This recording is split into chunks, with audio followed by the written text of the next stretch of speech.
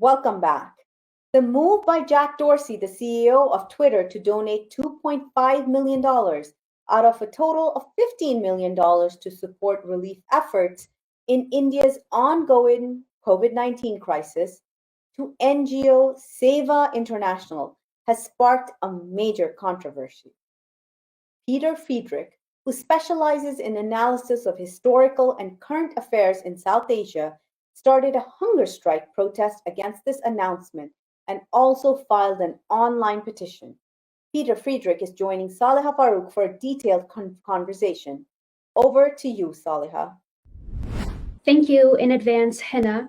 Today, we're very happy to be joined by Peter Friedrich, who is a journalist, an author, and an activist.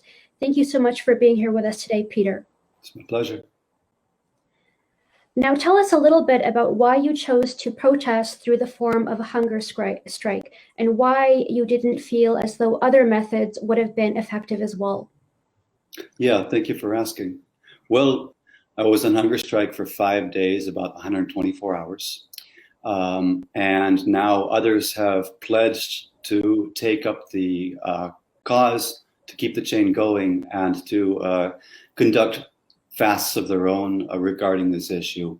I was on hunger strike in order to oppose the donation of $2.5 million that was made by Twitter CEO Jack Dorsey to Sewa International USA, which is a non-profit organization which is linked to the RSS, a paramilitary in India, which is a violent Hindu nationalist paramilitary.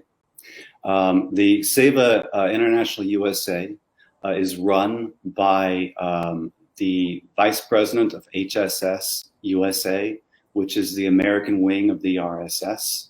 It also has a number of other directors on the organization who are affiliated in one capacity or another with the HSS, as well as some who are or have been pracharaks, that is full-time workers in the RSS in India.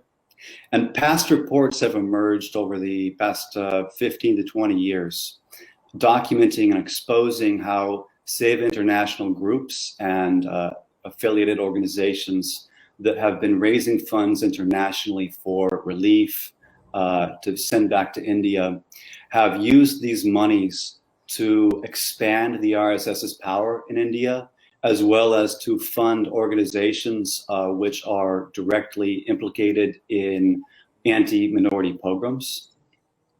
Now, this donation was extremely troubling and deeply disturbing, also because when, aside from the nature of Sewa International, when Sewa International gets showcased in this manner as basically a role model relief organization, the whole Sangh Parivar, that is the family of organizations which spring from the RSS, reaps huge public relations dividends, especially as the organization is granted global legitimacy in the form of, for example, a multi-million-dollar donation from Twitter. Now, why did I choose the approach of taking a hunger strike?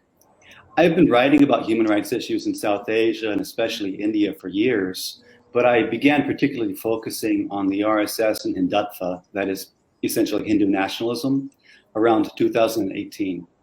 As they say, the pen is mightier than the sword. And my preferred method, first and foremost, is targeted journalism, researching, documenting, and publishing to expose the RSS and its agenda. I was, and still am, the only journalist to have covered this donation that was made by Twitter, which occurred on 10 May, a few weeks back. And it got some initial attention. But in these days of short attention spans, where we like to think that anything that happened a week ago is old news, the issue pretty quickly blew over and gained very little traction. And I felt that there was a need to do something much more attention-grabbing and drastic beyond simply writing, in order to draw sustained attention to the issue and highlight how and why Twitter's financial support of Sewa International USA is so deeply disturbing. Can you please explain to us, for our viewers, what is Hindutva, and at the same time, how and why did you become interested in challenging this policy and ideology? Hindutva is equivalent to Hindu nationalism. It's a form of religious nationalism. Essentially, it's an ideology which teaches that India is a country for Hindus and is a country of Hindus, for Hindus, and only for Hindus. It seeks to create a Hindu state and to establish India as a Hindu nation. It seeks to subjugate and or eliminate all non-Hindus from the country. And over the past 70 to 90 years, specifically as it's been pushed by the RSS, which is the main organization driving this ideology, we have seen a large number of incidents of anti-minority violence, pogroms, particularly against Muslims and Christians. Most notably in the 21st century in 2002 in Gujarat, under the watch of Narendra Modi, who was then chief minister of the state. Now, what got me interested? Well, it's a little bit of a story. I'll try to make it brief, but it began back around 2015 when Modi was visiting San Jose, California for one of his so-called rock star receptions. Now, I'm a native of California, and as a writer focused on human rights in South Asia, I went and I joined thousands of others to protest when Modi attended this reception. At the event, I was assaulted twice by Modi supporters outside of the venue. The first time, somebody ran up and snatched a sign out of my hands in full view of the police. The second time was in the evening, where a big screen had been set up in a park outside of the venue for the overflow crowd to show up and watch what was happening inside. And I managed to get up close to the screen just as Modi was coming on stage inside. As I did so, a very, very large man, probably twice my size or more, began muscling up on me. He started shoving me, pushing me, telling me he would break me. And then within a couple of minutes, people ran up. I was holding two signs. They snatched both of them out of my hands. Police came up and kind of escorted me out of the area. And it was very shocking to me. It was very shocking to me that this could happen to me in my own home state of California. It was shocking to me that here I was not only exercising my First Amendment rights to protest, but also protesting against a foreign politician. And so I began a deep dive research into Hindutva and the RSS. I began to realize the RSS's connections to the European fascist movements of the early 20th century, and how much the writings of the early founders of the RSS mirrored the ideologies of Mussolini and Hitler, and how much violence the RSS has perpetrated over the past many decades, and how shocking and dangerous its goals are, not just for India, but also for the world, and how Modi's election as Prime Minister of India meant that the RSS is now de facto in control of India today. Now, we hear a lot about this idea of Hindutva going into the American political system as well as the Canadian political system, including educational institutes across North America. What are some practical things that Americans, or even North Americans in general, can do to challenge Hindutva ideology in their institutions, whether it's in India or in North America? Well, in North America, I would just address my answer to North America.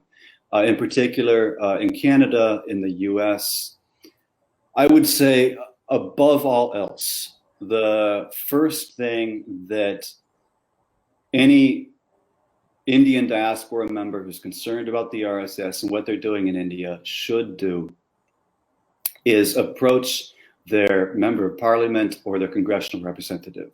Why? Because these people need to be educated about the RSS. And I would guarantee that 9 times out of 10, if you go to your MP or if you go to your congressional representative, you'll find out that they do not even know what the RSS is. And if they do know, they probably have only a very vague knowledge about it. And in approaching them, I would emphasize that, as I said a moment ago, Modi being in power in India means that the RSS controls India, and the RSS is the largest, oldest, and fastest growing, most powerful fascist movement in the world today. That's an issue of concern for Indians. That's an issue of concern for the world as a whole. So besides anything else that I could think of, I would say that that's probably the most essential thing to do, because once again, as I've said, there's a severe lack of knowledge in North America, in the West in general, and I think that this goes all the way up to the halls of power, all the way up to the MPs and the representatives, congressional representatives, about even the existence of the RSS. Now, a lot of people might see this situation as somebody that is protesting a nonprofit organization that might be responding to COVID-19 health needs in India. What response would you have to that criticism? Well, there's a lot of nonprofits that are responding to the COVID-19 situation in India. The situation is tragic. The situation is extreme. But one thing that I would really draw out, and I've been emphasizing over the past week, over the past 5 days as I've been on hunger strike, is that when Twitter donated to Save International USA, essentially what they ended up doing was they put the money into the hands of people that are connected to the Modi regime, and the Modi regime is directly responsible for the current COVID crisis in India. I won't go into the details of that. That's been covered extensively by a lot of other people as far as how the Modi regime is responsible for what's going on and why their actions, what they chose to do and not do, led to the situation being so severe. But in the case of Sewa International USA, as I've mentioned, it's led, the chairperson is the HSS USA vice president. He is deeply connected to the RSS going back 20 years. He's been pictured in RSS uniform, and most notably, in context of this, back in 2014, he was mobilizing. He was heavily mobilizing to get Indian Americans involved, both working in the U.S. as well as traveling and going back to India to actively campaign for Modi's election. He is essentially a political activist for Modi himself. So and this is the man basically that controls Save International USA. Other members of the board of directors have also been involved to one extent or another in similar activism in working for the election of Modi and or the BJP. So when Twitter goes and they put this money in the hands of Save International USA for the purposes of COVID relief in India, they are giving it to an organization that is connected to the regime that is responsible for causing the COVID crisis. There's a lot of nonprofits, as I said, that are working for COVID relief in India. There's many to choose from, and many others could have been chosen. And the due diligence to examine the credentials of Save International USA was not done before the money was given. Now, I know that you touched a little bit on Hindutva in political institutions and in education institutions, but through your research and writing, I wanted to ask you about how you think Hindutva is seeping into diaspora Indian communities, as in with US groups such as the Hindu American Foundation. Well, both the Hindu American Foundation, HAF, and HSS appear to want to position themselves as the sole and only legitimate voices of Hindus in America, which is certainly not true.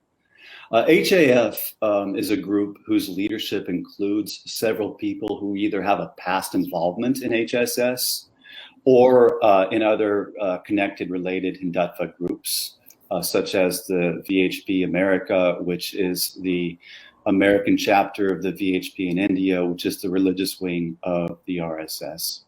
The leadership of HAF also includes a number of people who are children of prominent leaders in HSS, like HSS Vice President Ramesh Buttada, the chairperson of Sewa International USA, as well as others who have been involved in mobilizing Indian Americans to travel to India to get Modi elected, as we just discussed.